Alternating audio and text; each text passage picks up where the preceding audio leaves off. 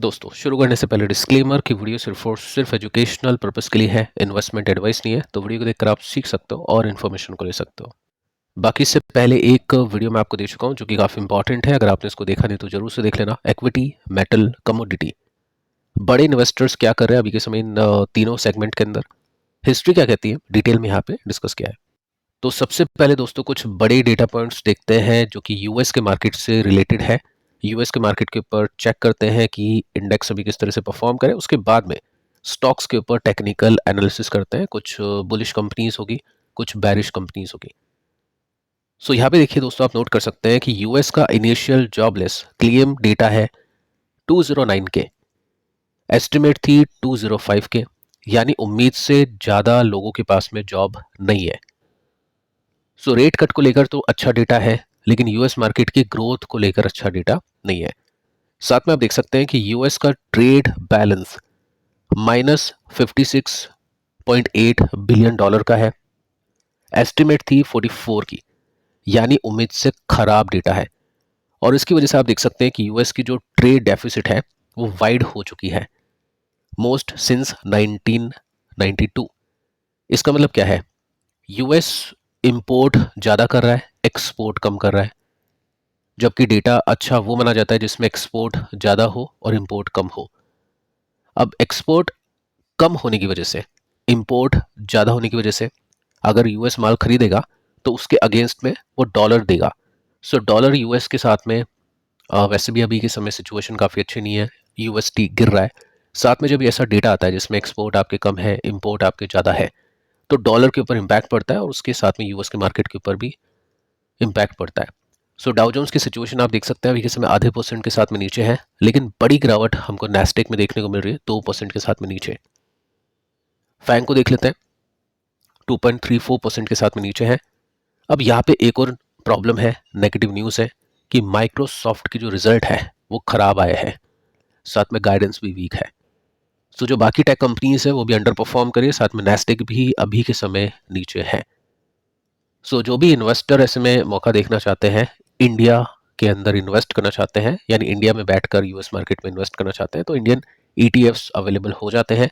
सो Nasdaq जितना गिरेगा कल हो सकता है उतना ही MON 100, ये एक ईटीएफ है, नेम मैं यहाँ पे आपको लिख के बता देता हूँ, मोतीलाल ओसवाल का नेस्डेक 100 ईटीएफ है, उसके बेसिस पे वहाँ पे बाइंग सेलिंग होगी। साथ में एफआई का डेटा आज भी पेंडिंग है, अभी तक आया नहीं है। देखते हैं नेक्स्ट वीडियो में डेटा आता है तो उसके ऊपर बातचीत होगी। अब दोस्तों बात करते हैं कुछ कंपनीज को लेकर, टेक्निकल्स के ऊपर डिस्कशन होगा और उससे अपन समझेंगे कि पैटर्न को किस तरह से देखा जा सकता है। क्योंकि मैं आपको पिछले कुछ वीडियोस में बता चुका हूं कि टेक्निकल्स आपको पहले हिंट देते हैं, क्योंकि वहां पे रियल पैसा लगता है और उस हिसाब से वॉल्यूम्स आते हैं, स्टॉक प्लस माइनस होते हैं। सो फर्स्ट हम बात करेंगे बुलिश कंपनीज को लेकर। बुलिश कंपनीज ऐसी कंपनीज जिनके स्टॉक्स में ब्रेकआउट हुआ है। अब ब्रेकआउट का मतलब ये नहीं है कि स्टॉक जैसे ही ब्रेकआउट कर देता है उसके बाद में डेली बेसिस पे चलेगा, बीच बीच में करेक्शंस भी आते हैं, लेकिन जो उसका ट्रेंड है वो ऊपर शिफ्ट हो जाता है। उसी के बाद में हम डिस्कस करेंगे कुछ ऐसी कंपनीज को जिनके स्टॉक्स में ब्रेकडाउन हुआ है। अगेन ब्रेकडाउन का मतलब ये नहीं कि डेली बेसिस पे गिरेगा, बीच बीच में बाइंग आती है, बट जो ट्रेंड है वो चेंज हो जाता है। सो ब्रेकआउट वाली कंपनीज में हम ये मान सकते हैं कि कुछ क्वार्टर में अच्छे रिटर्न्स आ सकते हैं, और ब्रेकडाउन वाली कंपनीज में हम ये मान सकते हैं कि कुछ क्वार्टर में खराब रिजल्ट आ सकते हैं। सो ब्रेकडाउन वाली कंपनीज को ट्रेडर लोग बेचते हैं, इन्वेस्टर लोग होल्ड करते हैं, लेकिन इंतजार करते हैं प्राइस के सेटल होने का। यही पे सबसे बड़ी लोग गलती करते हैं कि स्टॉक गिर रहा है, पोर्टफोलियो में है, तो गिरते ही उसको बाय करते हैं, जबकि इन्वेस्टर उसको होल्ड करेगा और जब तक प्राइस उसकी सेटल नहीं होगी, जब तक कुछ सपोर्ट बनता हुआ देखने को नहीं मिलेगा, जब तक वो उसको नहीं खरीदेगा।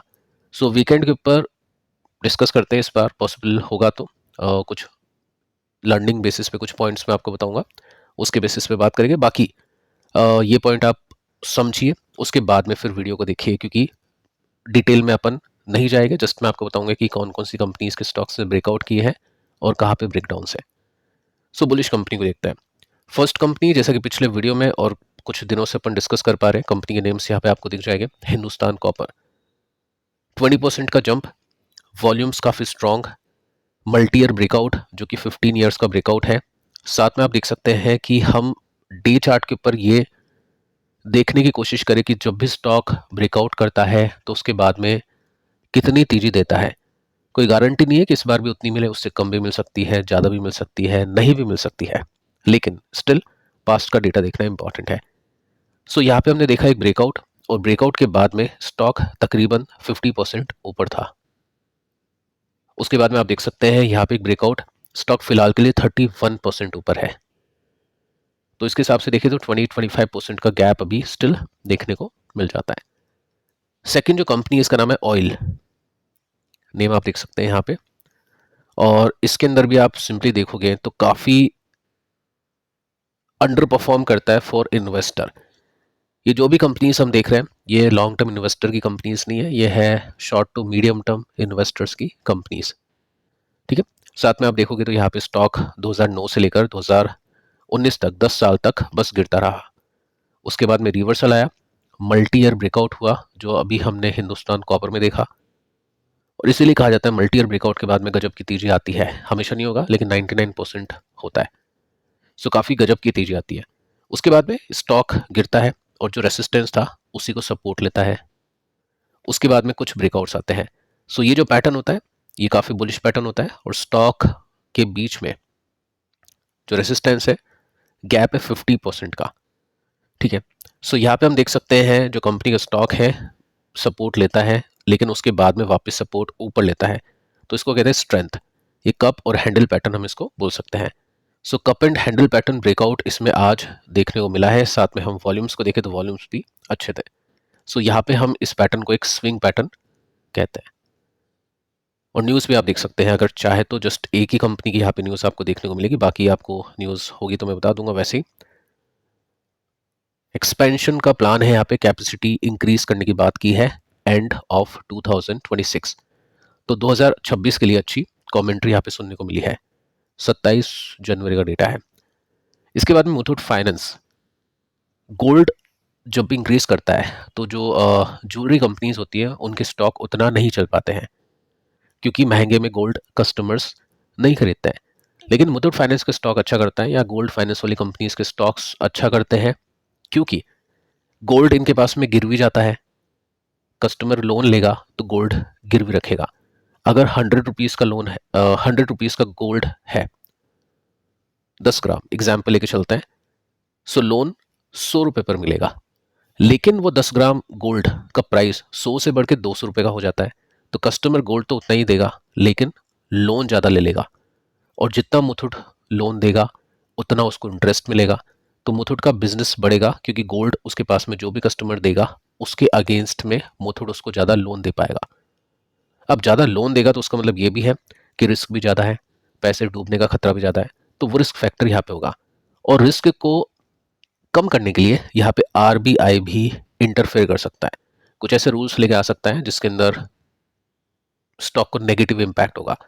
सो ब्रेकआउट्स पे ब्रेकआउट्स यहाँ पे चल रहे हैं, ये भी काफ़ी पॉजिटिव स्टॉक फिलहाल के लिए है जब तक आरबीआई कुछ ना कुछ इंटरफेयर यहाँ पे नहीं करे।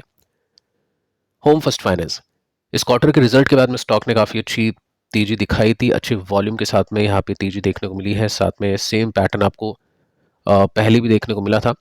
सो देखते हैं ये पैटर्न कंप्लीट हो पाता है या फिर नहीं। डे चार्ट के अंदर हम देखें तो 33% का गैप इसमें है, प्लस स्टॉक गिरा था लेकिन यहाँ से नीचे आया नहीं, तो ये पैटर्न काफ़ी स्ट्रेंथ आपको बताता है। लेकिन दोस्तों काफ़ी स्लो है, 25 से लेकर 26 या 6 महीने हम बोल सकते हैं इसको तेजी में लगे, तो 6-7 महीने की एक्सपेक्टेशन यहाँ पे इन्वेस्टर करेगा, और 6 महीनों के अंदर एक क्वार्टर के रिजल्ट या 2 क्वार्टर के रिजल्ट आ जाएंगे। अगर उन क्वार्टर्स में कुछ उल्टा हो गया तो फिर ये तेजी पे लगाम लग सकती है।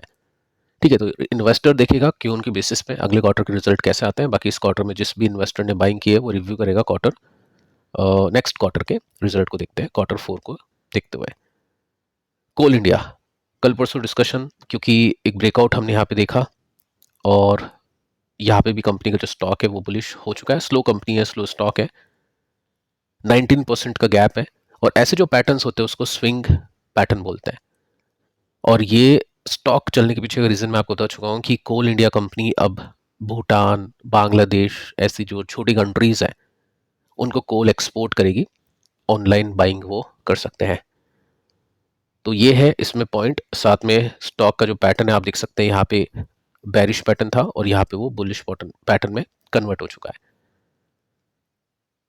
ICICI asset management company for long term investor, क्योंकि शॉर्ट टर्म में तो वैल्यूएशन काफ़ी ऊपर है और देखते हैं कितना गैप है, बट हाँ एक ब्रेकआउट इसमें देखने को मिला है। सो ये भी रडार पे हो सकता है इन्वेस्टर्स के फॉर लॉन्ग टर्म। अब देखिए दोस्तों, बेरिश कंपनीज के ऊपर आते हैं, ऐसी कंपनीज जिनके स्टॉक्स या तो ब्रेकआउट कर चुके हैं या करने की तैयारी में है। वीडियो के स्टार्टिंग में मैंने आपको कहा था इन कंपनीज को कैसे देखना है, इन्वेस्टर्स कैसे देखते हैं। सो वो अगर आपने वीडियो का पार्ट मिस कर दिया तो उसको एक बार आप देखिए, उसके बाद में इन कंपनीज के स्टॉक्स को देखिए।